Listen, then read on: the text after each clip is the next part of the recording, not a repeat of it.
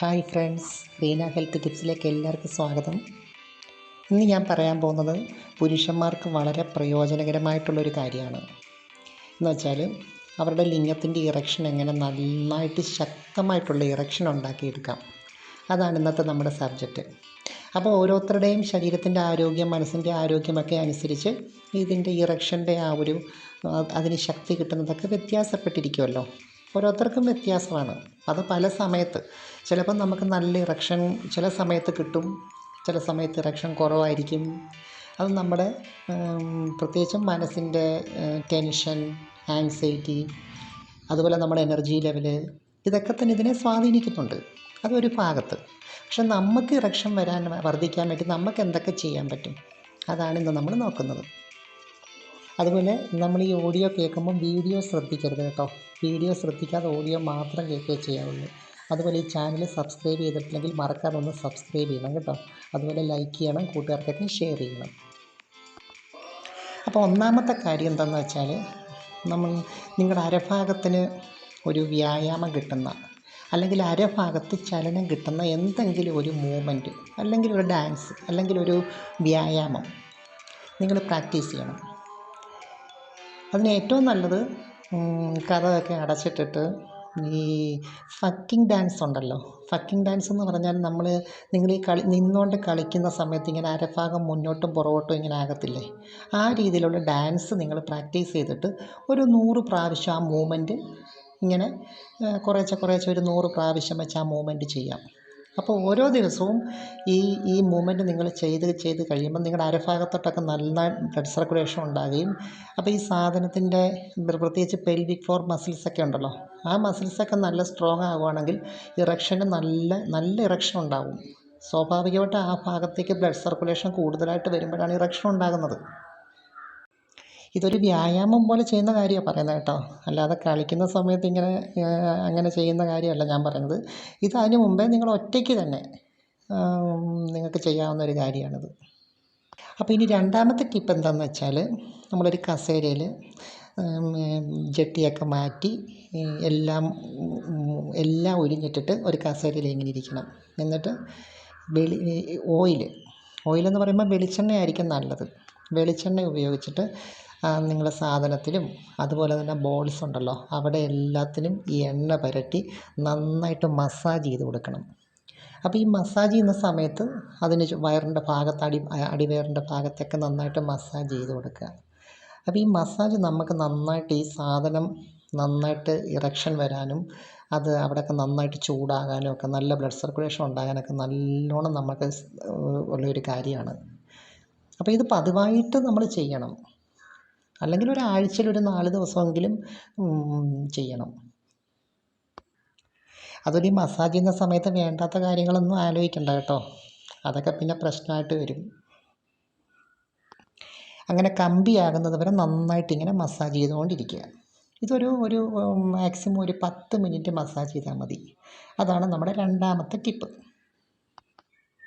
മൂന്നാമത്തെ നമ്മുടെ ടിപ്പ് എന്താണെന്ന് വെച്ചാൽ, ആഹാരത്തിൽ ശ്രദ്ധിക്കേണ്ട കാര്യമാണ്. എന്ന് വെച്ചാൽ മധുരം മാക്സിമം നിങ്ങൾ ഒഴിവാക്കാൻ നോക്കണം. മധുരം മാക്സിമം ഒഴിവാക്കിയിട്ട് പ്രോട്ടീനുള്ള ഭക്ഷണം കൂടുതലായിട്ട് ശരീരത്തിൽ ഉൾപ്പെടുത്താൻ നോക്കണം. എന്നുവെച്ചാൽ ശരീരത്തിന് കിട്ടണം, ആ രീതിയിൽ നിങ്ങൾ ആഹാരം കഴിക്കണം.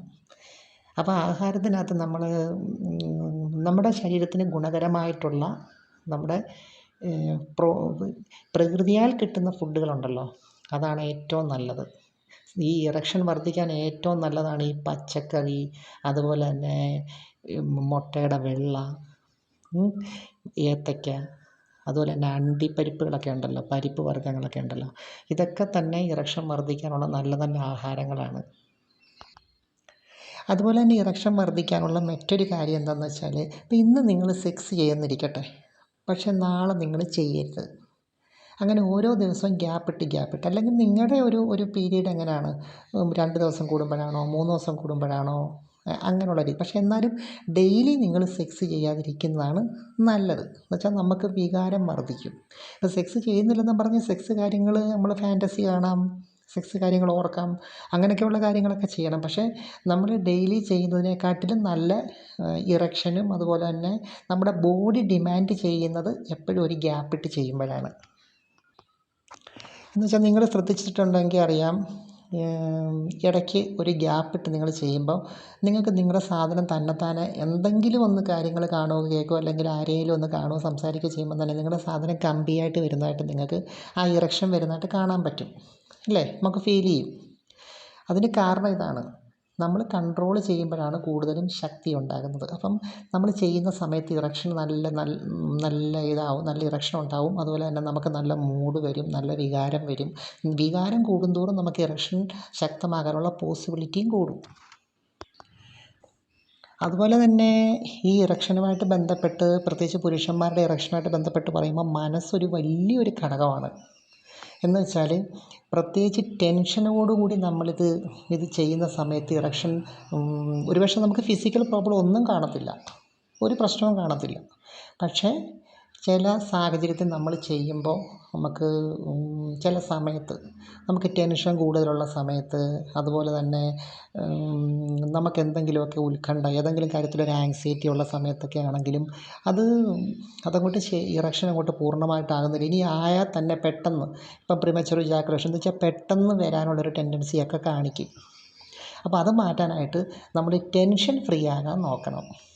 എന്ന് വെച്ചാൽ ഇപ്പം കളിക്കാനൊക്കെ സാഹചര്യമുള്ള പുരുഷന്മാരാണ് നിങ്ങളെങ്കിൽ മാക്സിമം ടെൻഷൻ ഫ്രീ ആയിട്ട് കുറച്ച് സമയമൊക്കെ ഇങ്ങനെ ഫ്രീ ആയിട്ടൊക്കെ റിലാക്സ് ചെയ്തിരിക്കാനൊക്കെ നോക്കണം. അപ്പോൾ പ്രത്യേകിച്ച് റിലാക്സ് ചെയ്തതിന് ശേഷം നിങ്ങൾ ഇപ്പം സ്വയംഭോഗമായാലും അതല്ല സംഭോഗമായാലും ഏതായാലും ടെൻഷൻ മാറ്റിയിട്ട് ചെയ്യുന്നതായിരിക്കും നല്ലത്. അതുപോലെ തന്നെ ഈ ശീഘ്രസ്ഖലനമൊക്കെ എങ്ങനെ പെട്ടെന്ന് മാറ്റിയെടുക്കാം, അതിനെക്കുറിച്ചൊരു വീഡിയോ ഞാൻ ഉടനെ തന്നെ ചെയ്യുന്നുണ്ട്. അതുകൊണ്ട് തീർച്ചയായിട്ടും നിങ്ങൾ ഈ ചാനലൊന്ന് സബ്സ്ക്രൈബ് ചെയ്തേക്കണം, എങ്കിൽ മാത്രമേ നിങ്ങൾക്ക് എൻ്റെ നോട്ടിഫിക്കേഷൻ കിട്ടത്തുള്ളൂ. അപ്പം നിങ്ങൾ ഈ കാര്യങ്ങൾ, ഞാൻ ഈ പറഞ്ഞ കാര്യങ്ങളൊക്കെ ഒന്ന് ചെയ്ത് നോക്കിയാൽ നല്ല മാറ്റം വരും. എൻ്റെ ഒരു കൂട്ടുകാരിയുടെ ഹസ്ബൻഡിന് ഞാനിത് പറഞ്ഞു കൊടുത്ത്, ഒരാളല്ല, ഞാൻ പലർക്കും ഇത് പറഞ്ഞു കൊടുത്തിട്ട് നല്ല മാറ്റം വന്നിട്ടുണ്ട്. അതുകൊണ്ടാണ് ഞാൻ ഇത്ര ആത്മവിശ്വാസമായിട്ട് പറയുന്നത്. അപ്പം നിങ്ങളും തീർച്ചയായിട്ടും ഇത് ചെയ്ത് നോക്കണം. ഇനി നല്ല ഇറക്ഷൻ ഇപ്പോൾ ഓൾറെഡി ഉള്ളവരാണെങ്കിൽ പോലും ഇതെല്ലാം നമുക്ക് ചെയ്യാവുന്നതാണ്. കാരണം നാളെ നമുക്കൊരു പ്രോബ്ലം ഉണ്ടാകാതിരിക്കാൻ നമ്മളെ സഹായിക്കും. കാരണം ഹെൽത്ത് എന്ന് പറയുന്ന ഒരു ഓൺഗോയിങ് പ്രോസസ്സാണല്ലോ, അതിനെപ്പോഴും മെയിൻ്റനൻസ് ഇങ്ങനെ വേണം. അതുകൊണ്ട് നിങ്ങൾക്ക് ഈ ചാനൽ ഇഷ്ടമായെങ്കിൽ നിങ്ങൾ സബ്സ്ക്രൈബ് ചെയ്യണം, കൂട്ടുകാർക്ക് ഷെയർ ചെയ്യണം. Thanks for watching. See you next time.